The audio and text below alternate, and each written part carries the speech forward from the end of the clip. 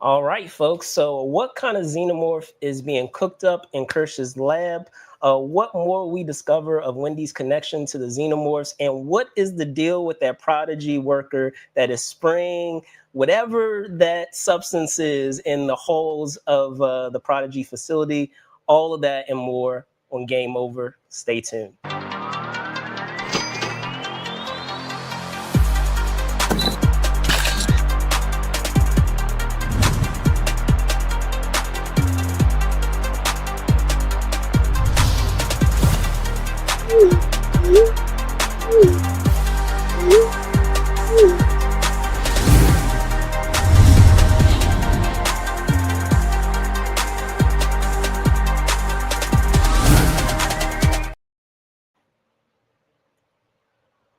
All right. Good evening to those of you on the East Coast. Good afternoon to those of you on the West Coast. Welcome to this new edition of Game Over, the Alien Earth podcast. I'm your host, Brandon Troy, and this is the show in which we, whether it's myself or the guests that I have each week, or guests on some occasions that I have each week, dissect the said episode that has dropped in that said week of this first season of Alien Earth. Now, the subject of this week's show will be episode 3, titled Metamorphosis. As I've mentioned in prior breakdowns, the way things go, just so you guys have an idea, is that I will provide a recap, after which I will introduce our guests. And with my said guests, we'll talk about, some of the themes, some analysis of the episode, as well as some theories that we may have of what might be coming later down the line. So be on the lookout for that. And then to wrap it all up, we'll give our final thoughts or our review, if you will. So with that out of the way, I'm going to hop right into our recap. But before I do that, I'll just remind you guys, if you guys are watching this episode live, thank you so much. I really do appreciate it. However, if you are catching the episode after the fact, after we've aired live, just know that I will be providing timestamps accordingly throughout the episode. So that way you can fast forward or rewind to specific parts of what was discussed in this episode to your heart's content. So keep that in mind. All right, so let's dive into our recap. One moment.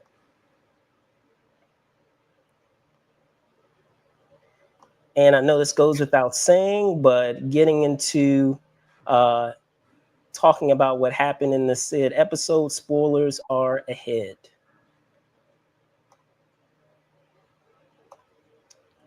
All right, so we pick up this episode from last week's cliffhanger as Wendy continues her pursuit of her brother Hermit, who has been snatched up by the very xenomorph that has been pursuing him in last week's episode. Meanwhile, Kirsch and the remaining lost boys, after their initial skirmish with the escaped specimens in last week's episode, are seen containing the set specimens. Soon after, Cavalier, despite Kirsch's as well as his prodigy employees' misgivings, orders his chaperone to secure the crash site and to bring the specimens back to Prodigy's Neverland Island. Eventually, Wendy locates her brother, which soon enough places her into conflict with the xenomorph. Though she, with the help of her brother, is able to contain and eventually defeat the xenomorph, neither she or her brother make it out of the encounter unscathed. Back with the alien egg, Slightly, who was left behind by Wendy, is found by fellow Lost Boy Smee, who recaps with him what he and the other Lost Boys had encountered with the specimens elsewhere on the ship. Eventually, they're intercepted, as you can see here, by Morrow, who questions them about what they are based on observing their youthful behavior, and also takes the opportunity to transfer the crash ship's data to him, thereby wiping the info from the ship's records. Afterwards, Morrow is thwarted by Kirsch when he attempts to get more info out of Slightly and Smee. Before being outnumbered by Kirsch, Slightly, and Smee, as well as the alien eggs that are triggered by his presence, Morrow disengages from Kirsch and company. However, before escaping the said trio, he manages to place a communicator on Slightly's person, unbeknownst to him. Seen here afterwards, We have Kirsch and company head back to Prodigy's Neverland facility with an unconscious Wendy and Hermit, as well as the specimens. Once there, Cavalier first visits Arthur and Dame as they work diligently to repair Wendy.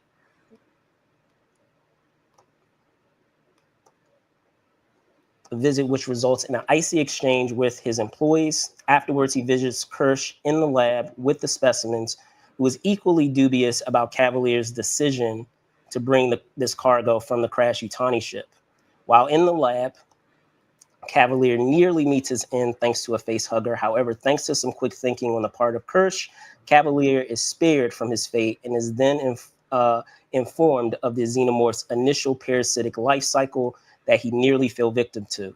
Somewhat shaken by what he's been told, Cavalier decrees that the lab holding the specimens will be accessible to synthetics only and that Kirsch will be in charge.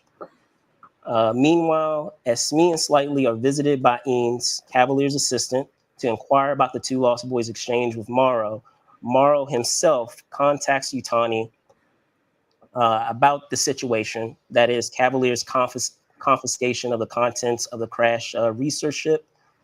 Though Utani beckons Morrow to return to her to do a debrief, he asserts to continue on his mission to reclaim what was confiscated by Cavalier.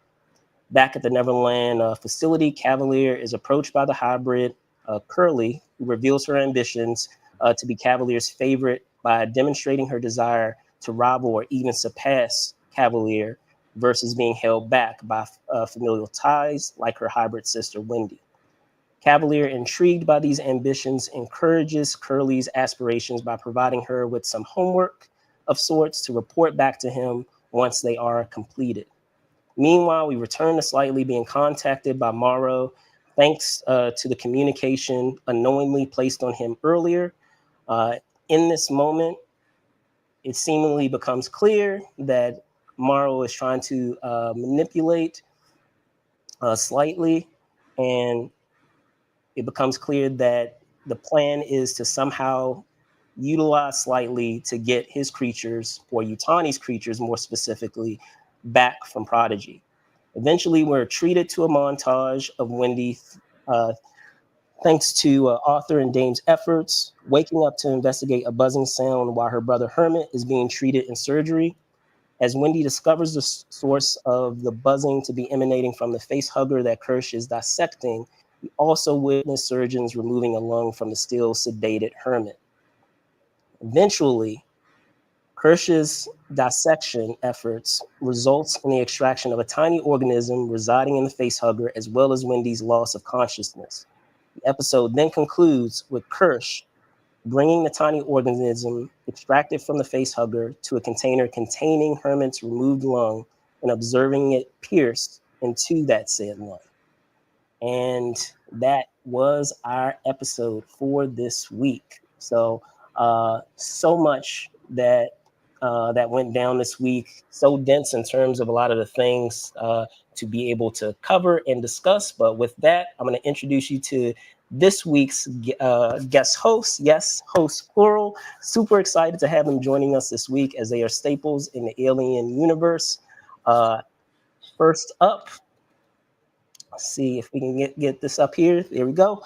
First up, this guest has a storied career, whether we're talking TV, thanks to guest starring roles in 6 Feet Under, LA Law, Strong Medicine, and ER, or film, thanks to her iconic roles as the Vamp Diamondback in Near Dark, as John Connor's foster mother, Janelle, in T2 Judgment Day. This, of course, is just a sample size of her body of work as an actress. Without further ado, it is my pleasure to welcome first timer to the show, Private Vasquez herself, Jenette Goldstein.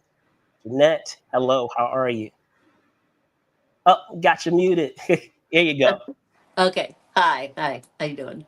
Awesome. All right. So next up, good friend of mine, just like his peer just mentioned just prior, has an equally impressive resume spanning a variety of mediums, whether we're talking video games as the voice of Deathstroke in the Batman Arkham game franchise, or as the voice of Norman Osborn in the recent Spider-Man game franchise, whether we're talking the big screen in films such as RoboCop 2, The Shawshank Redemption, Rush Hour, and Saw, or even the small screen in series such as Tales from the Crypt, Young Justice, or Bosch Legacy. In the world of Aliens, you know him as Private Drake. I would like to welcome back to the show Mr. Mark Rolston. Let me bring him on now.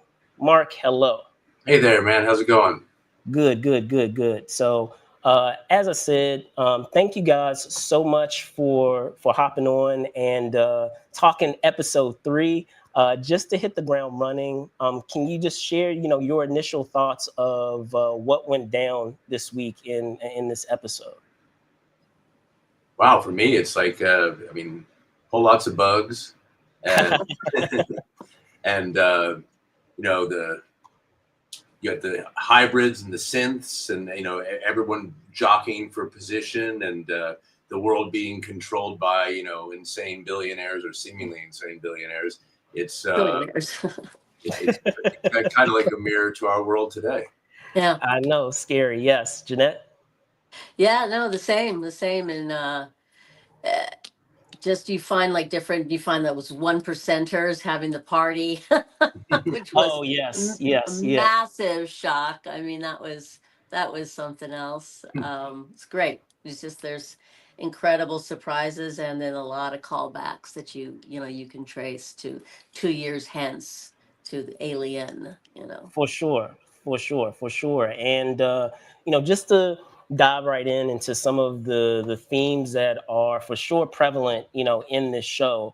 One thing that immediately comes to mind is just the comparison of imprisonment versus agency. We see that a lot throughout this episode, whether we're talking about what's happening, mentally with Nibs, of her coming to the realization of truly being free, not having that choice of the identity of her name, or even Eames, the assistant of Cavalier, providing that revelation about the hybrids not having any agency in terms of even their own vision actually being seen by those that are employees of the company, which kind of limits that amount of privacy that we that we feel that we might have in our private moments. So what are your thoughts on that, of kind of that dynamic that they discuss between those two things? Whoever like to go first. Yeah, I mean, it's like the whole notion of like being free, and each subset of beings have their limitations and restrictions, and each episode seems to keep delving deeper as to it's a competition. They're kind of a war within themselves and around themselves. So it's certainly going to be interesting to see where they go from here, because I mean, right now, I guess the focal character is a synthetic, and I guess they offered up in this last episode that, hey, lockdown and only synthetics will be allowed inside the lab. So that's now a not free lockdown space. What else is going to get locked down in the future? I mean, Indeed. Yeah, it's interesting because it seems like the alien. I'm a little confused on the logic, because I know that the alien didn't hunt Morrow, even though Morrow says he has the worst parts of humans in them, so he does have human, but still he didn't he didn't eat Morrow. But the synths have the consciousness of a human, but that somehow protects them. They don't have the body. Right. So I'm trying to figure out the logic. Well, I'm glad you brought that up, because they did have an instance of that in I want to say it was episode 2, in which he was talking about just that idea of fear, of being able to control, I guess, your emotions, or I guess whatever pheromones that you give off when you are afraid. Because we did have that moment where he had subdued the alien somewhat, and he was stopped by those soldiers that were a part of the search and rescue group. As I think he was heading up an elevator, I believe, and he had that moment where he kept completely still. And there was a moment where it seemed like the alien was going to attack him, and then it stopped and attacked those that, seemed to be fearful of it. So Yeah, it's I don't know. interesting. Yeah, it's interesting because he says, I have the worst part. I am human, but they've only gave me the worst parts. And so I was thinking, like, he doesn't seem to have empathy. Seems a bit of a psychopath, Yeah, right. So but he has the worst part. It's interesting. So Morrow is a hybrid. Morrow is a cyborg. So he's a Morrow cyborg. is a human being, but he has cybernetic parts. So kind of like what we're seeing with by the end of the episode, we can probably say that Hermit is at this point a cyborg because they removed one of the lungs and replaced it with a mechanical one. It appeared to look like. So you still have that. I guess you can say you still have some component of biology or biotic Like biological RoboCop, component to. sort of how. Yeah, exactly. Where they have enhancements that allow them to be, I guess, more than a human being and do things, a lot more things than a normal human being, but they still have some essence of human parts to them, because we have those three parts that they talked about at the top. We have the cyborgs, the synthetics, which most of us alien folks know are what we've come to know thus far in the franchise. Whether we're talking about Bishop or whether we're talking about David, who was in the prequels, where What you're was strictly Ash? synthetic. Ash seems Same more thing. like a cyborg. I mean, is he Same or thing, he's? because he didn't have any component of him that was biological. But he wasn't as sympathetic. He didn't seem to Correct. have that sort of heart that Bishop or David had. I mean, he was the same model, I guess. I don't know. That's interesting. It's just only 2 years. Although, of course, Morrow was thrown up in space. How many years? 50 something years 65. before. So he's a 65, much older system. Yeah. for sure.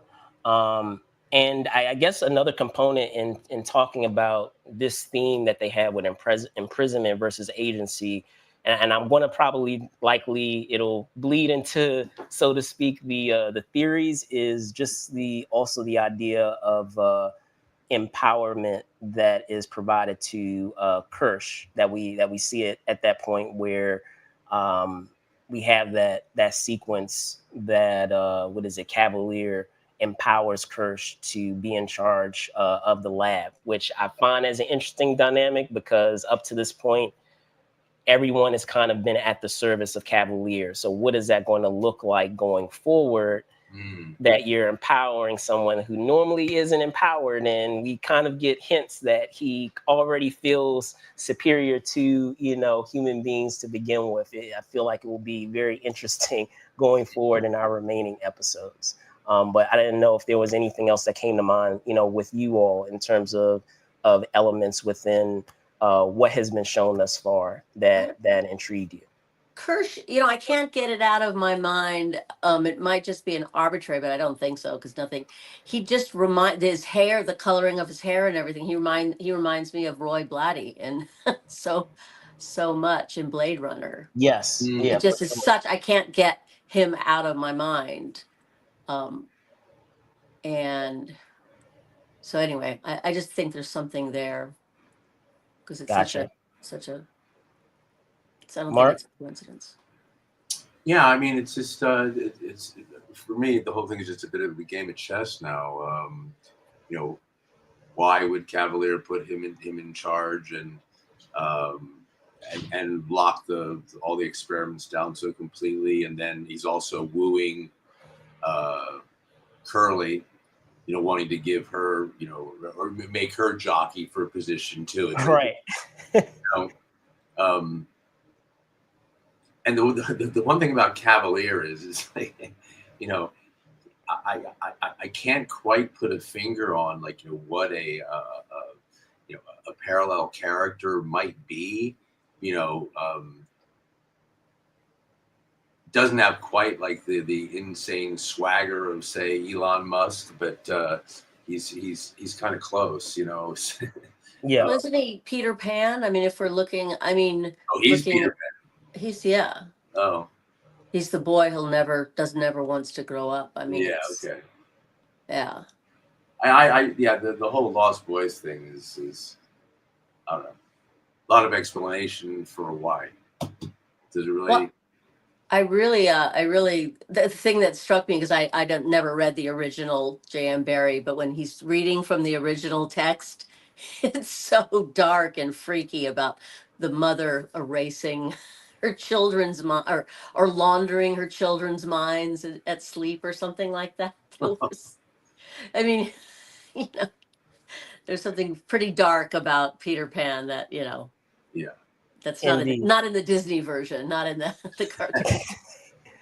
So I actually wanted to bring something that you brought up, Jenette, a little earlier, and you were talking about just that idea of emotion, or perhaps lack thereof of emotion on the part of Morrow, and that seems to be something else that we have going on that they discuss a lot with this episode in particular of the series, is kind of the combating elements of emotion versus logic. We have so many elements of emotion where we kind of attribute to humanity or being human, and then the logic part of it where you're devoid of that humanity and you're just making decisions like coldly without really thinking about like the consequences of that. I mean, we have kind of a tease of that with Morrow, where he's kind of, up to this point, we felt that he was completely cold, but he provides some insight into his psyche in this episode, where he highlights that, yes, he still felt those semblances of, I guess, what you would call a conscience or guilt.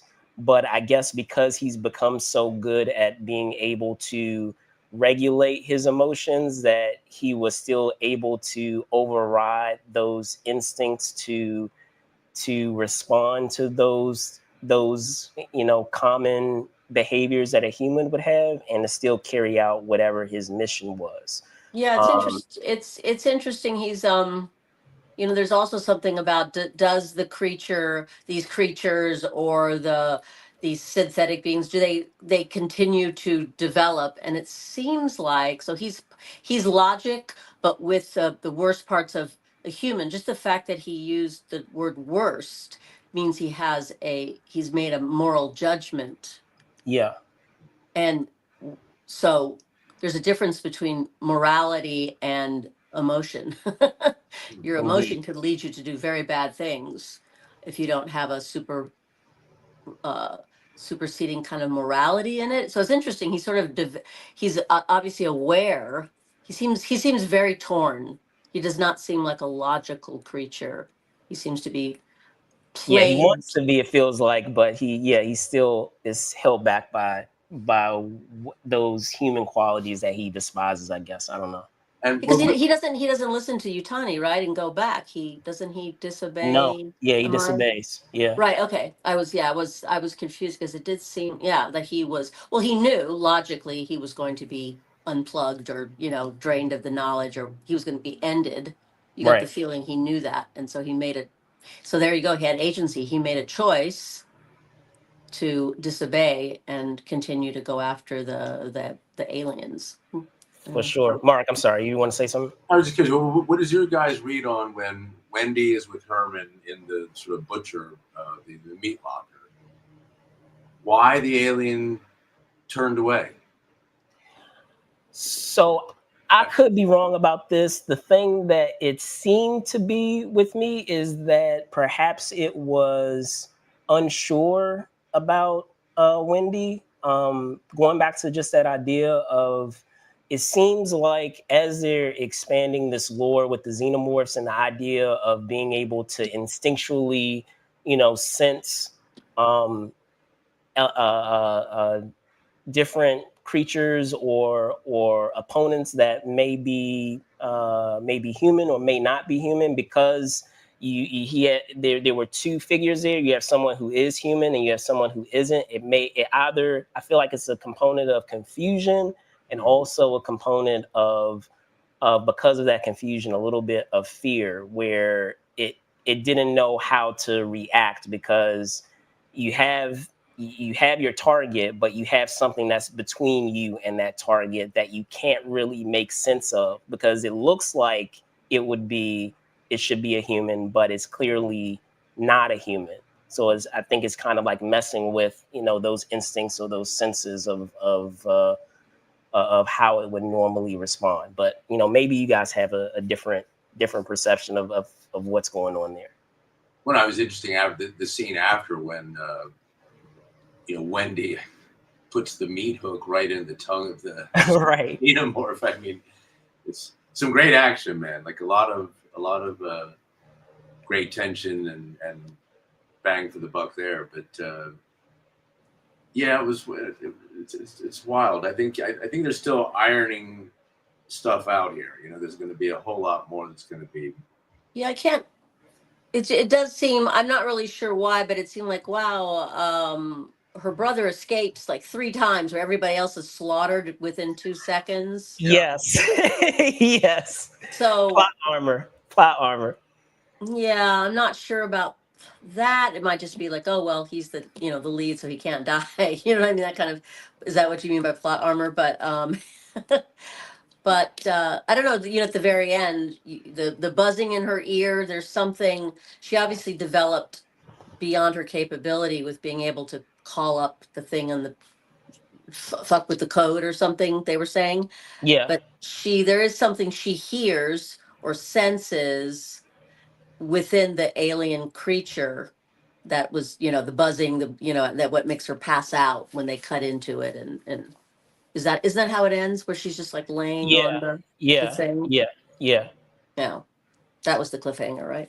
Yes. Yeah. And I feel like that's a great segue into getting into, some theories, some guesses that we might have of what might be coming. I know, just to get the ball rolling, one thing that is interesting is this focus that they keep having on Tiacellus being this alien, this eye parasite apparently that keeps popping up, and this creature has demonstrated the ability to not really discriminate when it comes to its victims. Like, unlike some of the other creatures, it did attack the hybrids. It attacked one of the hybrids, in fact. So it begs the question: is the fact that it doesn't discriminate among the type of victims that it has, whether it's biological or whether it's synthetic, if it's going to somehow be able to interface with one of those characters, particularly with one of the hybrid characters? Because the only reason why I say that is I don't feel like it was accidental that they brought up this idea of surveillance that the hybrids have to kind of contend with. And again, earlier in the episode, we kind of have that issue again with Nibs, where she is trying to fathom, now after the fact, what it is to be a hybrid, and maybe she might, in some capacity, maybe one of these hybrids might utilize, I don't know, maybe may utilize the Tiacellus to be, a part of their body, or a part of their person, because it will allow them to not have any form of surveillance by having that creature with them, or maybe they'll be able to kind of work in tandem with each other. I wasn't sure what is it the TSLS, the eye octopus thingy? Yeah. Because it attacked. I couldn't figure it out. I was like, okay, it attacked the cat, right? Right. And is that why it got all those eyes, or did it have the eyes before?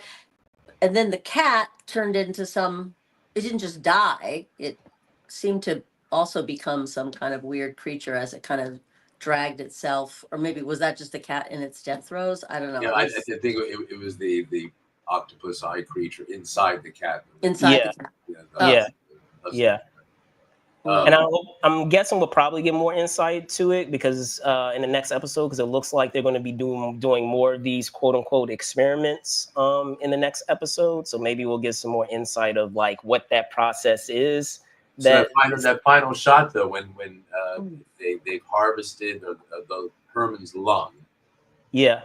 Do you think that they're going to test and see if like that's actually where the xenomorph sort of goes under sort of, you know, gestation period? I mean, inside the lung, that thus becomes a chest burster. I mean, yeah, I mean, very well. Sense.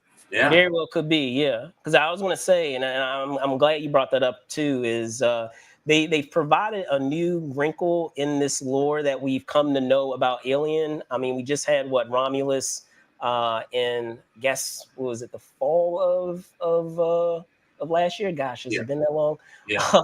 But I mean, we get some insight into one element in that movie about this additional stage that we had between the chest burster and the full-grown alien, and now with this series, they expanded more. Where up to this point, we didn't really, other than knowing that the face hugger somehow implants the embryo of the alien into a host, we didn't really see exactly what it was until now. So I do find it interesting for them to provide that expansion of that of what we've come to know about Alien, and if they will move forward with that in any other form of media, whether we're talking about with this series or with upcoming films that I'm sure are well on the way.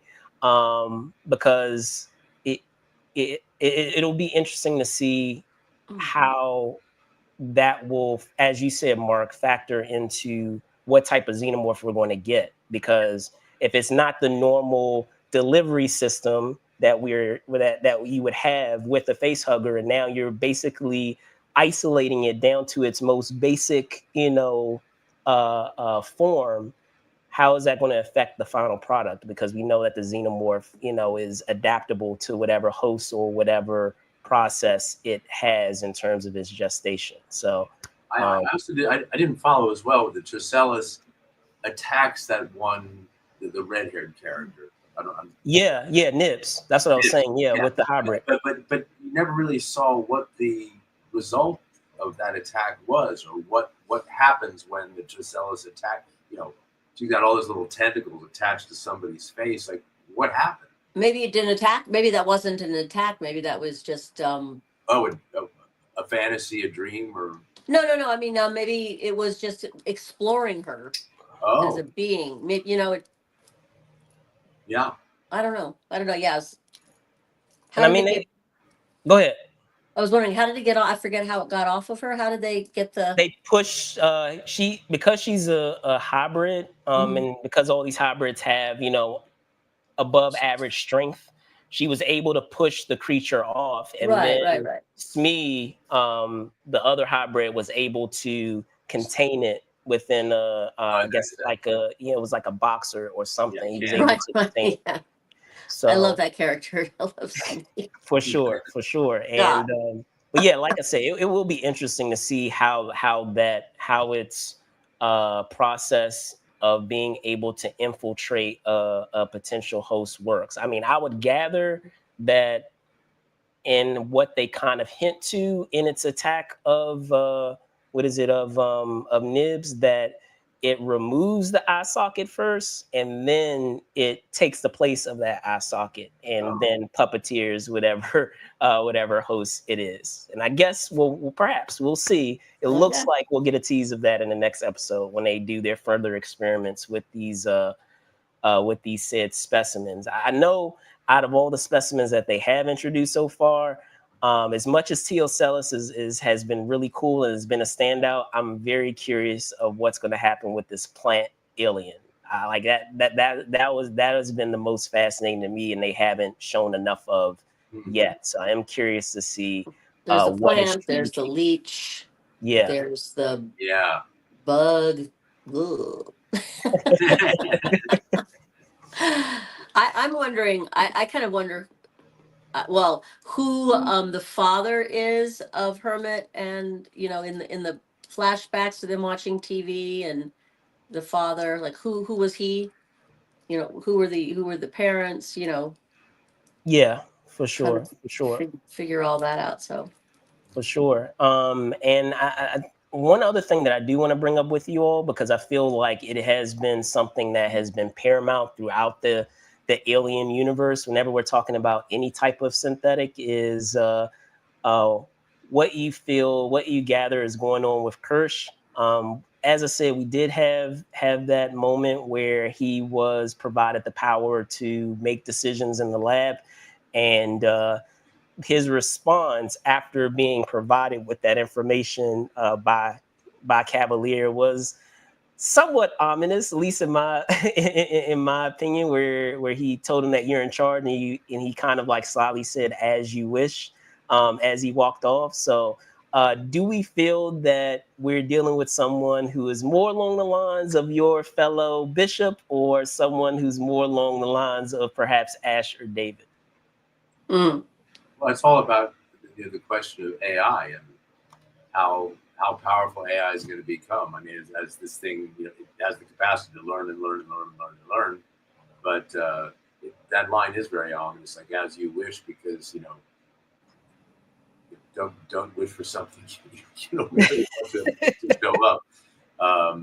But don't you agree? Like that seems to be like the whole crux of Kirsch's storyline is like how powerful will AI become if you allow it, Yeah, right? Because yeah, if Kirsch is totally an obedient sort of entity for Cavalier to sort of command as he wishes, um, does he now, like, if he's just serving Cavalier, they're kind of implying that he might just serve himself. yeah, You know, yeah. the Well, more he's also tasked with making this third form, right? The Wendy and all of these, he's I guess he came up with, I don't know if he come up with it, was Boy came up with the idea of taking the child's mind, that a child's Hmm. mind is the one you want inside the it, synthetic It body, and appears to not be Boy. it's his boy who had done Yeah, that. So yeah. he's just following the orders. Him and what's the name of the woman? Dame, Dame. Dame. Yeah. Where is she? I'm trying to figure out where she comes in. So she's a human. She's married to the guy with the beard, Yeah, with Arthur. Yeah. with Arthur. I'm trying to figure out how they all came to work for Cavalier, of course, and then Cavalier's the dude in the suit, the sign, but the guy behind him, the assistant. I For mean, sure. I mean, what Eisen, I was going to say. Go ahead. the in the suit. What's his name? Eisen. Ines. Yeah, yeah. His Eins. Cavalier's assistant. His I mean, assistant. they kind of imply. I feel like there's more to him, and I feel like we'll probably get more insight into him going forward. He strikes me. I could be wrong about this. He strikes me as kind of like a someone in the field of security, because he seems kind of someone who has a darkness to him. So I don't know if it's because he kind of comes from that a background where he is accustomed to dealing with threats and things of that nature. They don't explicitly tell us that, but he kind of comes off that way. So I guess we'll see going forward. But I Yes. guess with the characters that you were mentioning with Arthur and with Dame, it seems to break down to us that they have been key figures in this endeavor that Boy has had in order to create all these hybrids. Where while Boy is um, acting as kind of the ATM, if you will, they have been like hands on in the field of uh, being being involved in that process with this endeavor that they have of creating these hybrids. Well, which is fascinating because we do get some insight, right, of them not being able to have children. So kind of in a very weird way, they kind of, think of these hybrids as their as the kids that they were never able to have themselves. right. They have that added in there. Yeah, everybody's missing a piece, and then Boy has this. He says, "Oh, I just wished I wanted to talk to someone smarter than me." The idea, like, I your know. goal is to be the smartest person in the world, and then he's left with, well, God, then I have no one to talk. He's realizing I have no one to talk to. It's like, I want to be the careful what you wish for. The vampires have eternal life, but then they don't. The idea is like, if I could only just die, I could value my life. There's no value. There's no value to your life if you can't die. So that's the Yeah. same. Yeah, and I'm glad that's a good point because it goes back to that thing that was mentioned that we had mentioned earlier about what is it emotion versus logic, because as you said, Cavalier talks about this idea of having this transcendent conversation with someone who is either at his level as he feels or above him, but Mhm. uh at what price, as you said, will that come? Because perhaps he'll get his wish, but it'll come at the expense of, as you were talking about just a moment ago, Mark, of the AI actually kicking in, or that programming actually kicking in, where our hybrids, even though they do have the consciousness of a human being, they start to shed away a lot of that humanity and start to become, far more logical and far less humane.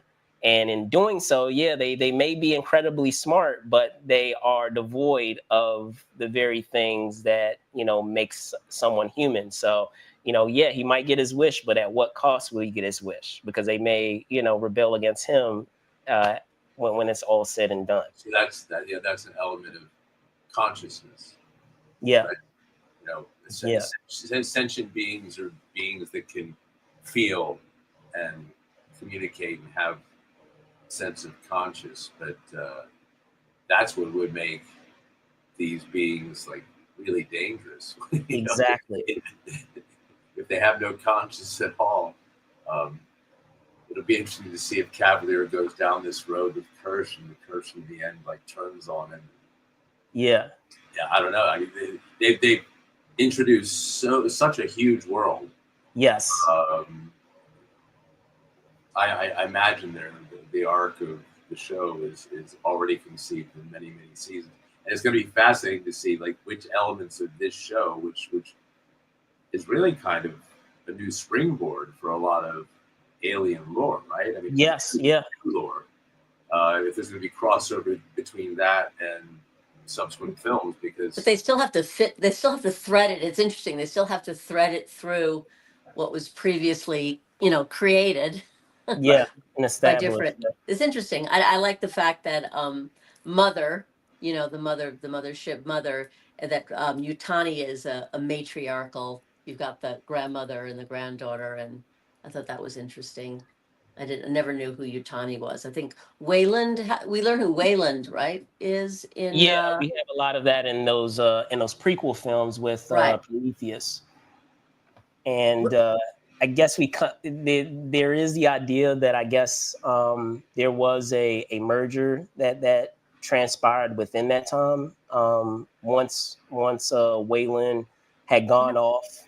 For those of you, sorry, spoilers, guys, for those who haven't seen Prometheus, but it's been a while. But for those that haven't seen it, but based off of, I guess, Wayland going off on the that trip that transpired in Prometheus, since he never came back, I would assume that a merger happened where we had that company that we come to know by the time we get further in the timeline, known as Wayland Yutani.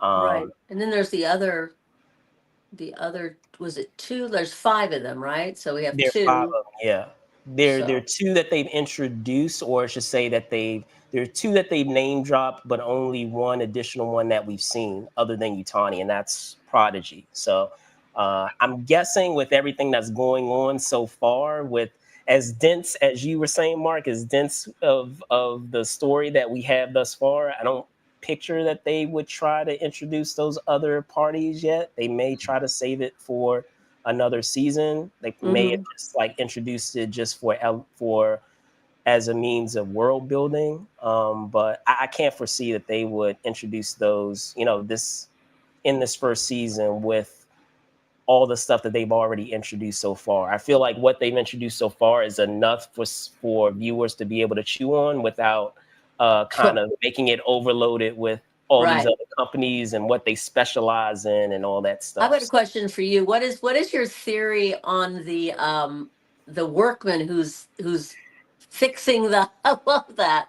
Is it I can't know if it's in the suit. I don't know if it's a man or a woman who's either sealing something up, or I don't know what they're doing on the wall. There's always somebody working on the wall. You are a psychic, Jenette, because that's actually what I was gonna bring up as a topic. And I mean, there have been some theories out there that people have thrown out. A theory that is out there that I like a lot is the idea that maybe that character that they keep showing is a failed hybrid. Because I mean, up to this point, we keep getting it, explained to us again and again and again in the episodes that have happened so far that the hybrids have to be children. And what if in their process of coming to that conclusion that it wasn't always children that they tried this process with? Like maybe it was they tried it with adults first. And because it was unsuccessful, this guy or woman, whichever case it is, that they are a failed hybrid. And I mean, that is a theory that has brought up. I can't take credit for it. And what they're destined to power wash the wall or something.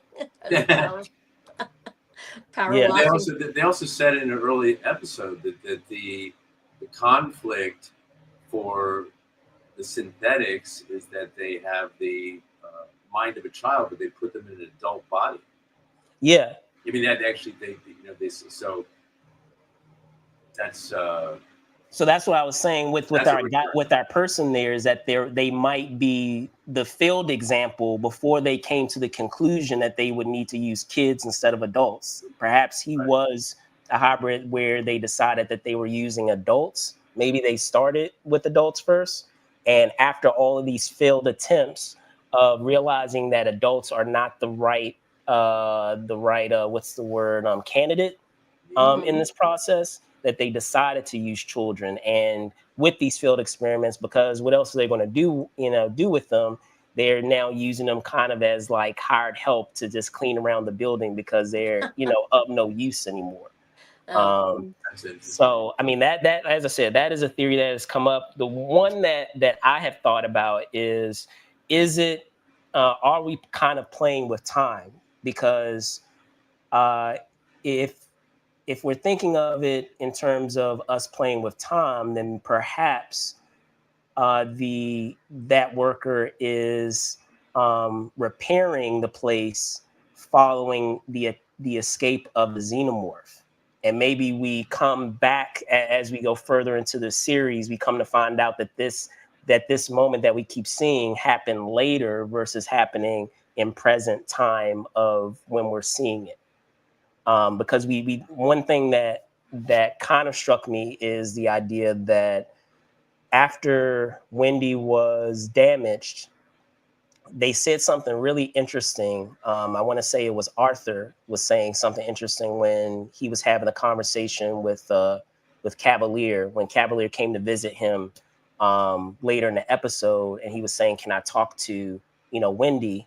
And he told him, "No, you can't talk with her because I basically shut her down." So what if we're talking about Nibs, this character who seems to be still traumatized by what's happening with her encounter with the Tia Sellis, and pondering what it means to be a hybrid, that she was perhaps rebooted, and in doing so, we're talking about another point in time after a lot of the events of the show have already happened. And she has to kind of catch up again to what has transpired based on that knowledge that we have. So that's one thing that I have. But I like the theory that's out there that it could be a failed hybrid, but both could be wrong. We'll see. I don't know. Maybe you guys have a different idea. No, I mean, it certainly seems in the playing of it like that Mara is the likely candidate for a hybrid that goes bad. I mean, he's playing the actor's playing it fairly sinister. Yes. Yeah. So I had a question though. It just that Shoot. confused me was what about in the original in the first episode the other cyborg, the one the creepy one, the Asian guy who's staring at all the women asleep. So I don't know. That's a good question because why wasn't he? Go ahead. Yeah, why weren't the two cyborgs helping each other there? Like, why did he get offed and disposed with? So I thought about that too, and I'm thinking like his behavior would make me think that he is either a synth or a cyborg, but it seems because we did have in those episodes a lot of these like flash forward moments of what transpired on the ship that on the Maginot, and I would gather that I feel like one of the episodes that we have will be an episode strictly dedicated to the chaos that happened on the ship. Like we may have a flashback of all of that. And in the brief flash forward that we had in the first couple of episodes, it seemed to me that he got attacked. So if he got attacked, that would make me think no matter how weird acting strangely he was acting, that he may have very well been human. Or he could have been a cyborg. He may well just like Morrow been a cyborg. But as we all know, if he's a cyborg, he still has, some biological components. Hence, he's still fair game when it comes to the xenomorph or any of the other creatures. Right, who's left with the creepy part of a human. For sure, but I feel like that's a great point to get to our point here, which I find to be a lot of fun, which is the idea of keeping up with the Joneses. Our final moment of getting into our final thoughts on the episode, and a lot of times when I do that, I have, as you can see, our cats here. If we're marking it as like a great episode, or at least, in comparison to the other ones, that we like some of the prior ones more than this one, or did you feel like it was on par with the other ones that we've had thus far?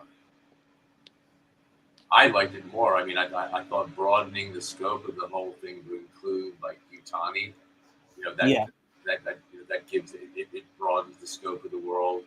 I think each successive episode, the characters are becoming more delineated and defined, and obviously every episode has to have a load of danger. I mean, there's xenomorphs everywhere, so the tension's there. I think they do really well at keeping the tension up, and lots of great production value. Yeah. The stories are I can see them getting more and more complex, and maybe we find that some of the tidbits they're dropping in this episode may not be resolved in for another 3 or 4 or 5 episodes, really, because the world is just so big. For sure, Jenette. Yeah, no, I agree. I'm hooked. I'm ready for the next one. Awesome. I guess just in general, I would definitely say there was a lot to glean from this episode, and as I said, I do like the fact that we are provided with a new wrinkle. Anytime we have any type of new content when it comes to Alien, it's been around for what, 50? It's crazy to think 50 plus years, and at some point we need to learn some new stuff or have something new brought to the table. And I did appreciate of them expanding that idea of what we felt that we knew about face huggers and how they operate. So I am curious to, like I said, to see what the finished product is of that, so to speak. The only thing that I would say that I that bothered me or I took issue with, and this happens sometimes when it comes to the Alien movies, is just sometimes our decision making with some of our characters. I know that, you know, our guy boy is very bohemian and kind of carefree and cavalier, if you will, hence his name. But the fact that, and I made, because I had to rewind it and I had to say, did that really happen? Did he really? He walked. I don't know if you guys noticed this. He walked into the lab barefoot. Yeah. Like he does this typically, and I know that it is a character choice, but he walked into the lab barefoot, and I feel like even as a character, I feel like practically, especially if you're someone who makes that amount of money, and I know like at that point maybe you feel like, you know, things don't matter or you don't really care that much about things, but at least in the lab It have made sense. some type of protection. I don't know. It made sense to me. It's like, what? Who's the Sam Altman wearing the shorts? And I mean, it was. I thought it was a good touch. My only thing with it is the alien itself, the warrior, the sort of change to its jaw and face, or there's something. I don't know. I don't know. There's a change to the Seems alien very itself. metallic rather than I you know. Yeah, it creature. seems to have lost its mixture of the organic, weirdly sexual, you don't know which gender kind of, I don't know. Androgynous. Yeah, androgynous. It has like that like cut jaw and that, like, I don't know. There's something about it that yeah. It's Gotcha. not it's not as it's scary, but it's not as nightmarish, if that makes any sense. Yeah. No, for sure, for sure. And I know some folks have like commented on that too, because a lot of what they're doing obviously is going practical. And if I had a preference of what they did of between going practical and relying on CG, I'd rather you go practical of it Fair. actually being there. So I'm it is, you know, interesting. I feel like one thing that's making it seem less organic is that I feel like there's a lack of slime. Like I feel like it needs to be slimier. Um, because even in all the other iterations, whether we're talking about Alien or Aliens or other iterations, you know, it's outside of it drooling. Like I feel like it there needs to, by having it, making it slimier allows you to buy it being, having that biological or organic component to it, and without that it may seem, as you said, more mechanical than organic. So but you know, I again, don't know. first, go ahead, I'm sorry, what were you saying? Yeah, uh, no. I'm just trying to figure out. I haven't compared them. I know some people have sort of compared the versions between Giggers and all the evolution of it. When you can finally see it, what it looks like. Um, Maybe it's because we could see it so clearly. I don't know. There's just something. There's something in the whole face that is gives me less of a nightmare, more of a, I don't know what it is. The lip curling back. I'm not sure. I know it's mechanical, and I know it's Weta, has created this thing, and it's great. But it's not having to do with practical versus CGI. It just has to do with design and of it. I'm just curious because they changed the alien from the first one to the second one. I know that, so it's not yeah, like it hasn't progressed. But yeah, I'm not really sure. Maybe somebody else. I'll find it online what is bugging me about it. I don't know. gotcha. Any last thoughts, Mark? Um, Pretty much looking forward to the next. I mean, the one thing that is refreshing here, which I really didn't find in Romulus, is really well defined characters, and Yeah, Wonderful performances. Yeah. yeah, the performances across the board are Yeah. well drawn, and whereas in Romulus, I just thought they were.